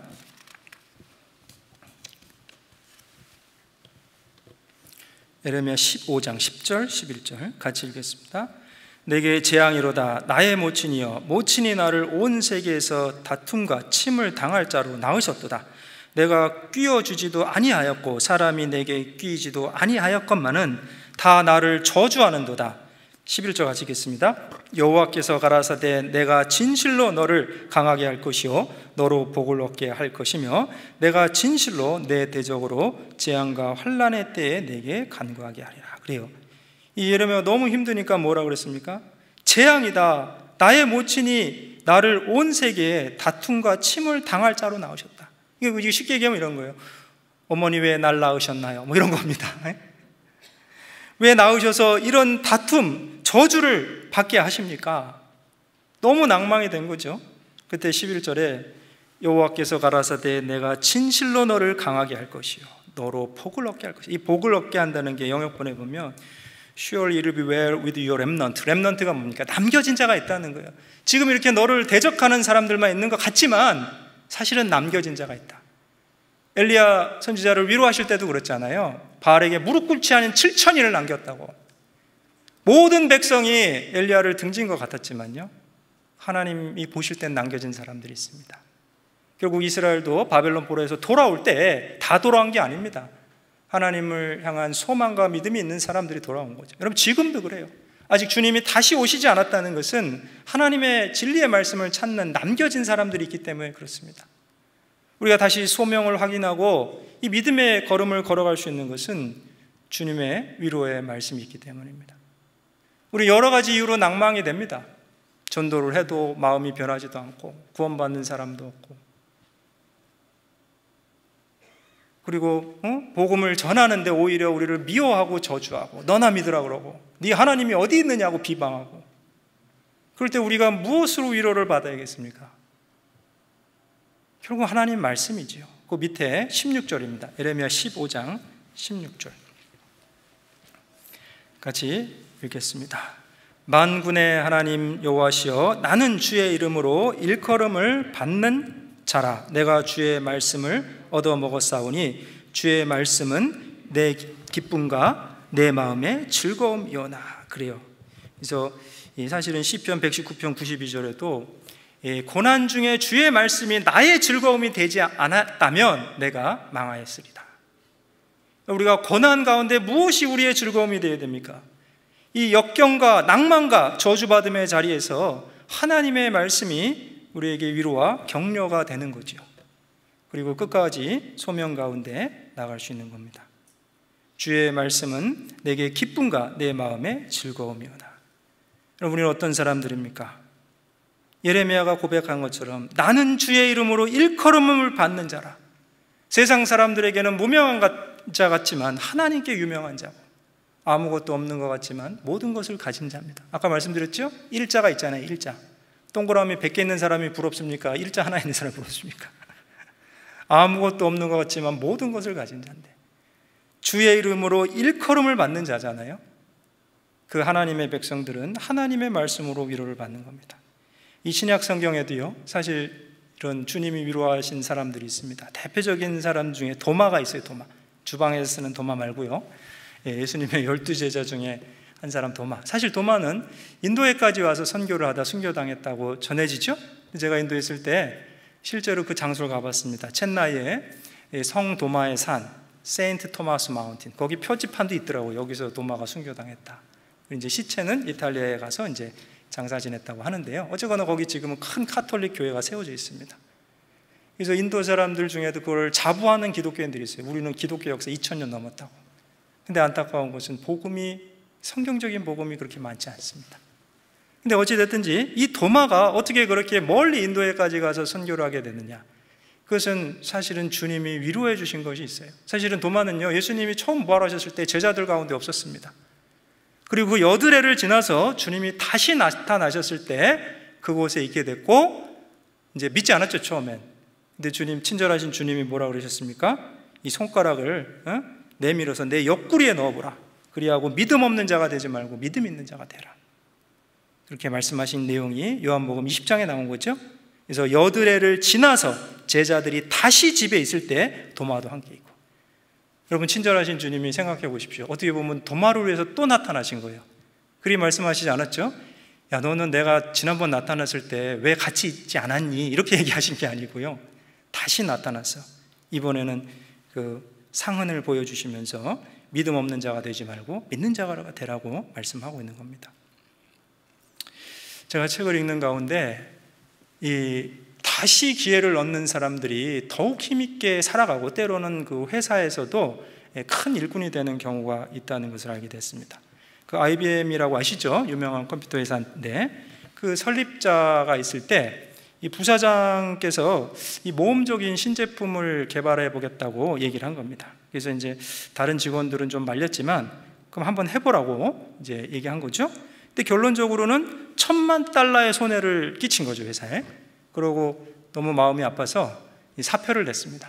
그 설립자에게 사표를 가져갔는데, 그 설립자가 뭐라 그랬냐, 무슨 말입니까? 당신이 왜 사표를 냅니까? 나는 당신을 교육하는데 $10,000,000가 들었습니다. 다시 시작해 보십시오. 그래서 그 사람은 용기를 얻고 다시 시작하게 됐고, 회사에 큰 이익을 남기게 된 겁니다.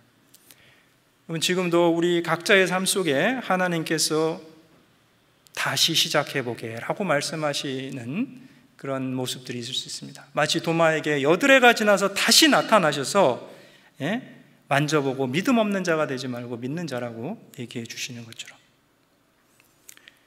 그리고 사도행전 가운데서도 사도 베드로, 사도 바울을 얼마나 많이 위로하셨습니까? 옥에 갇혀 있을 때 주의 사자가 밤에 옥문을 열고 가서 성전에 서서 이 생명의 말씀을 사람들에게 전하라, 베드로를 위로하셨죠. 그리고 바울 사도도 여러 번 사도행전 23장 또 사도행전 27장에도 주께서 바울 곁에 서서 이르시되 담대하라, 내가 예루살렘에서 나의 일을 증거한 같이 로마에서도 증거해야 하리라. 그래서 그 유대인들의 다툼과 소동으로 그 영문에 잡혀 있을 때잖아요. 그 천부장이 영문으로 끌고 갔는데 그 밤에 나타나신 겁니다. 낭망에 있을 수 있는 상황이죠. 그래서 하나님께서는 우리를 위로하시는 거죠. 그래서 성경에서는 하나님의 또 다른 이름이 모든 위로의 하나님이죠. 고린도후서 잠깐 보겠습니다. 고린도후서 1장 3절로 5절입니다. 고린도후서 1장 3절로 5절.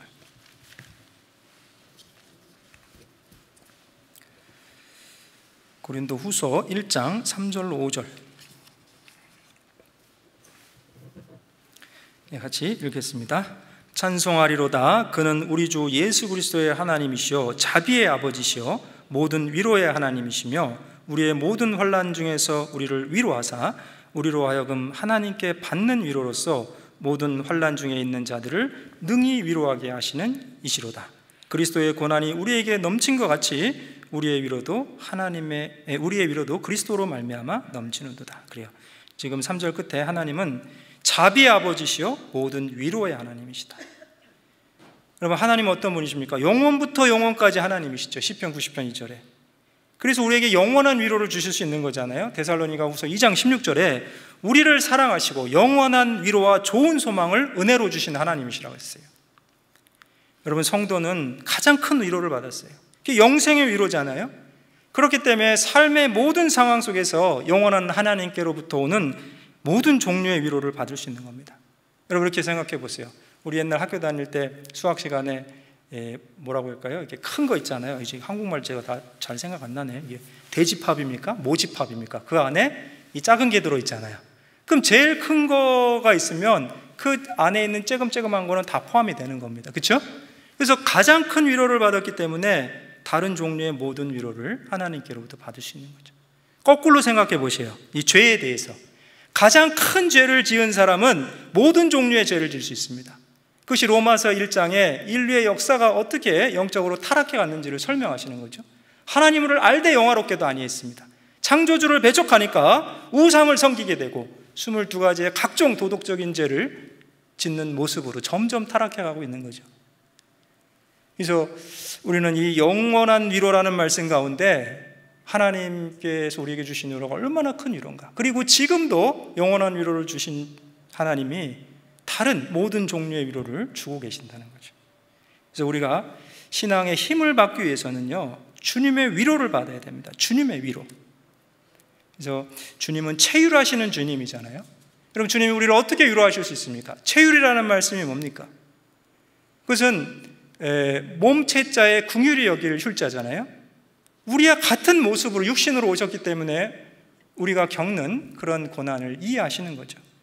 그래서 히브리서 4장 15절에 보면 우리에게 있는 대제사장은 우리의 연약함을 체휼하지 아니하는 자가 아니요 모든 일에 우리와 한결같이 시험을 받은 자로되 죄는 없으시니라. 우리처럼 시험을 받으신 겁니다. 왜요? 육신이 있으니까. 자지 못하면 피곤하고, 또 먹지 못하면 굶주리고, 또 정말 간절히 기도하실 때는 땀이 핏방울처럼 되고, 십자가의 못이 박히실 때 육신이 있기 때문에 그 엄청난 고통이 있으셨던 거죠.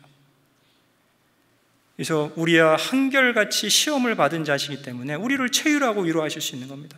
여러분, 그리고 육체적인 고통뿐만이 아닙니다. 여러분, 정신적으로 생각해 보십시오. 주님은 심한 배척을 받으셨어요. 요한복음 1장 11절에 자기 땅에 오매 자기 백성이 영접지 아니했습니다. 하나님의 말씀을 맡은 선민 이스라엘이 말씀의 주인 그리스도를 배척하는 거예요. 피조물이 창조주를 배척하는 겁니다. 여러분, 그런 배척이 얼마나 크겠습니까?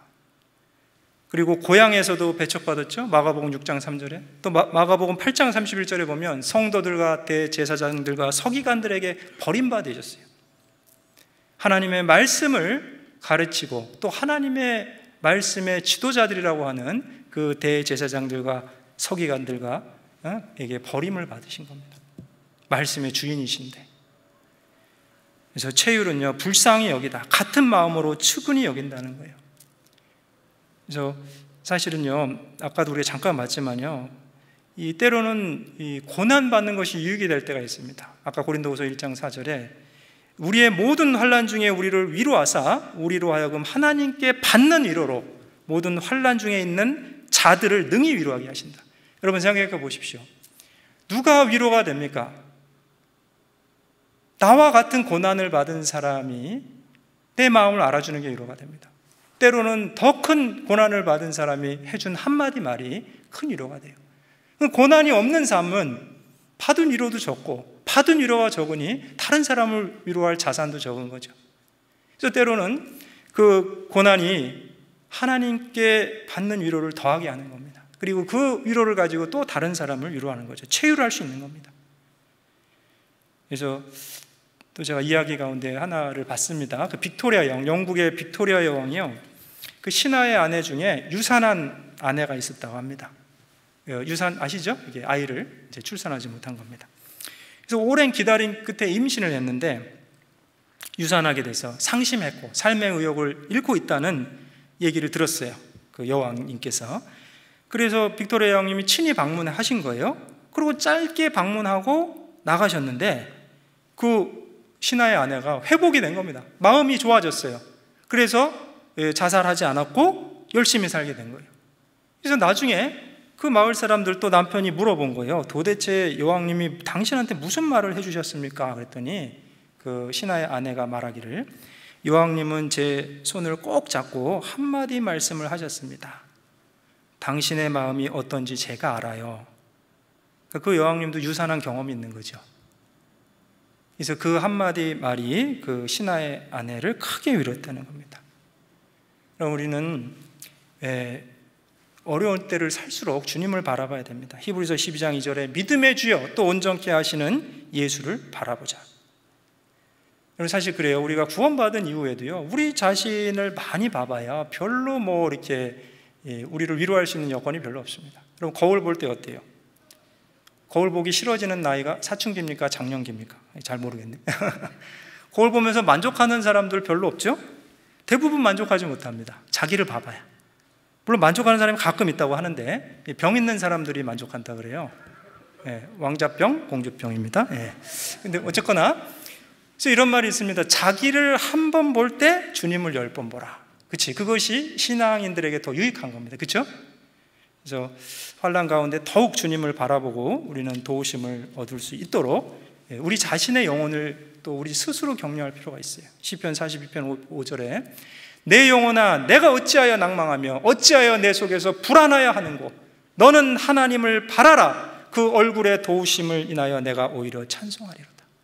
이 얼굴은 단순히 얼굴이 아니고 파님, 원어로 파님인데요, 인격 전체를 가리킵니다. 그럼 우리는 누구를 더 묵상해야 됩니까? 주님을 더 묵상해야 됩니다. 우리 자신을 묵상하는 것이 아니고 주님을 더 묵상해야 될 겁니다. 그 얼굴을 바라라. 하나님을 바라라. 그 얼굴의 도우심을 인하여 내가 오히려 찬송하리로다. 우리는 괴로울 때 더 주님의 얼굴을 봐야 됩니다. 괴로울 때 주님의 얼굴 보라. 평화의 주님 바라보아라. 세상에서 시달린 친구들아 위로의 주님 바라보아라. 눈을 들어 주를 보라. 내 모든 염려 주께 맡겨라. 슬플 때에 주 예수 얼굴 보라. 사랑의 주님 안식 주리라. 은혜 찬송 114장이죠. 여러분 괴로우실 때 한번 불러보십시오. 그리고 주님의 얼굴을 또 주님의 인격을 더욱 묵상해 보십시오. 그리고 우리는 성도 간에 서로 격려하고 위로하는 삶을 살아야겠습니다. 마지막 때가 될수록 더욱 그렇게 하라고 또 성경은 말씀하고 계십니다. 몇 구절 더 찾아보고 정리하겠습니다. 히브리서 10장 24절입니다. 히브리서 10장 24절 25절.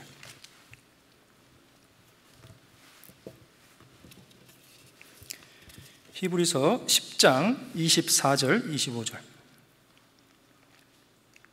같이 읽겠습니다. 서로 돌아보아 사랑과 선행을 격려하며 모이기를 피하는 어떤 사람들의 습관과 같이 하지 말고 오직 권하여 그날이 가까움을 볼수록 더욱 그리하자. 그래요. 그날이 가까움을 볼수록. 그날이 언제입니까? 주님 다시 오시는 그날. 그날이 가까운 때 우리가 살아가고 있잖아요. 점점 더 가깝습니다. 너희의 구원이 처음 믿을 때보다 가깝다. 무슨 구원입니까? 몸의 구원이죠. 주님 다시 오시면 우리의 이 썩을 몸이 주님의 영광스러운 몸으로 변케 해주신다고 약속하셨잖아요. 근데 그날이 가까움을 볼수록 어떻게 살아야 됩니까? 서로 돌아보아 사랑과 선행을 격려하는 겁니다. 격려, 영어로 encourage죠. discourage가 아닙니다. discourage는 낭망시키는 거죠. 그래서 격려하는 거죠.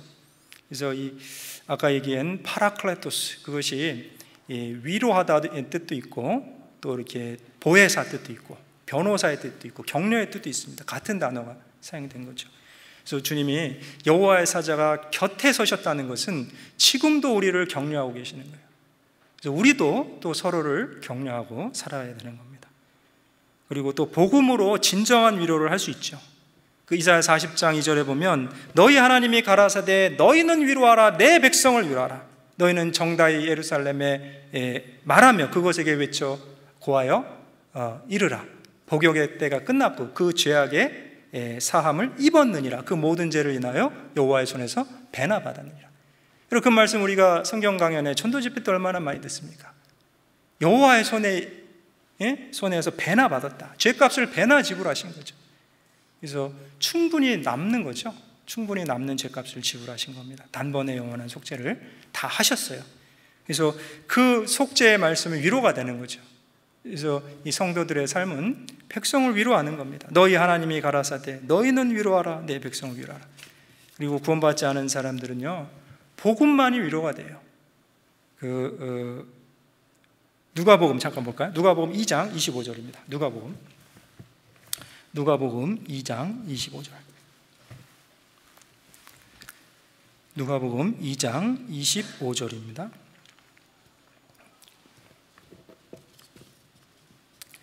같이 읽겠습니다.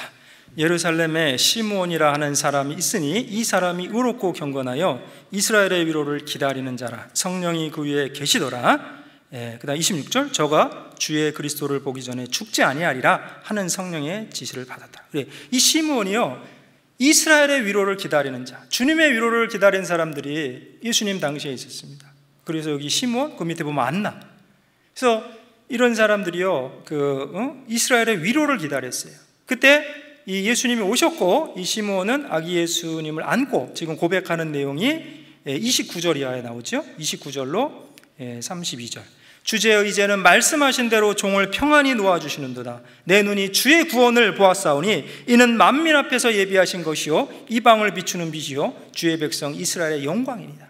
정확하게 지금 구약의 예언에 나타나신 메시아에 대해서 얘기하고 있는 겁니다. 그럼 이방을 비추는 빛, 물론 예수님이시기도 하고 또 사도들이기도 합니다. 사도행전 13장 47절에 주께서 이같이 우리를 명하시되 내가 너를 이방의 빛을 삼아 너희로 땅끝까지 구원하게 하리라. 우리는 여기 바울과 바나바죠. 여러분, 우리는 어떻습니까? 구원받은 그리스도인 우리 교회는 어떻습니까? 지금 세계 70여 개국 이상의 700개가 넘는 우리 교회가 있습니다.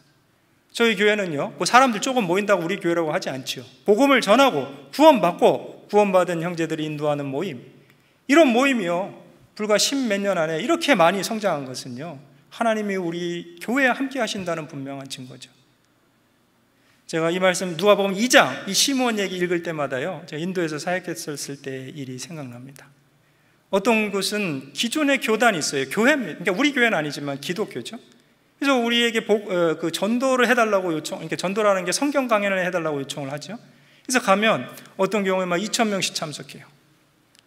그래서 말씀을 잘 들어요, 듣기는. 근데 이제 어떤 경우 안타까운 것은 뭐냐, 기존의 교단이 있기 때문에 이제 나중에 이제 이렇게 뭐랄까요, 우리 교회와 이렇게 잘 연결되지 않는 경우가 있습니다. 근데 그래서 실망이 되기도 하지만 제 마음에 항상 이 말씀이 있었어요. 이 가운데는 누군가는 하나님의 위로를 기다리는 사람들이 있을 거다. 그래서 어떤 분은 연세가 70이고 80인데요 간증하시면서 울어요. 내가 이 말씀 난생 처음 들어봤다고. 예수님이 단번에 영원한 속죄를 2000년 전에 다 해주셨다고. 이제 믿기만 하면 된다고 분명히 간증하는 사람들이 있습니다. 그래서 정말 지금도 마찬가지입니다. 제가 얼마 전에 상담했던 87세 어르신도요 마지막에 그 얘기를 하시더라고요. 제가 이 말씀 들으려고 여태까지 살아있었나 봐요. 함께 했던 그 형제자매님들의 마음에 큰 위로가 됐습니다. 그럼 어찌됐든지 정말 인생의 참된 위로는 복음입니다. 이 영혼에 무엇이 위로가 되겠습니까?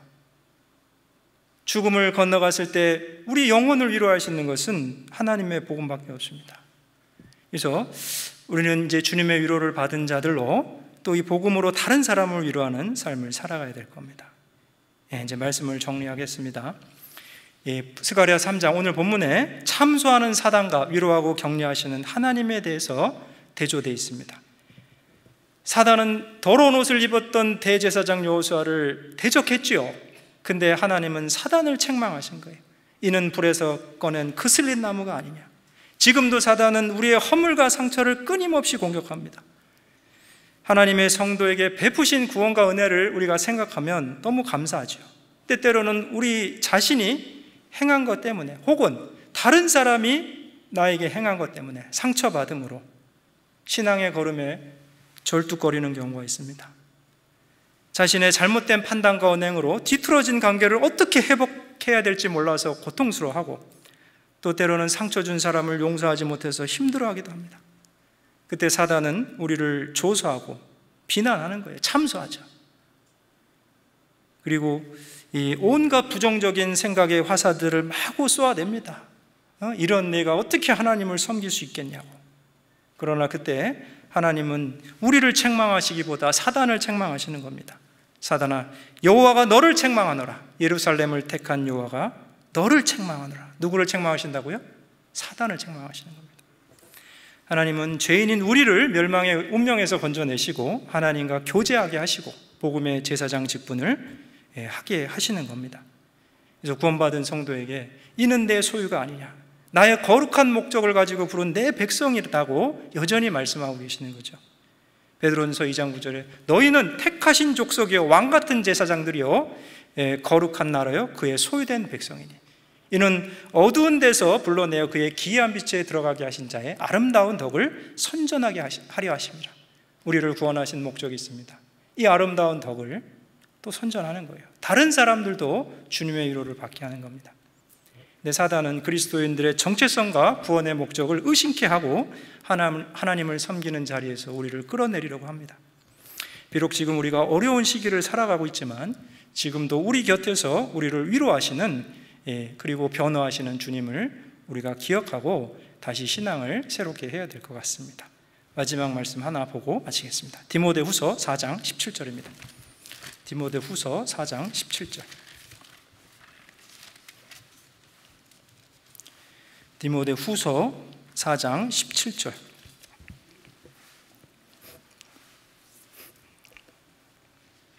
같이 읽겠습니다.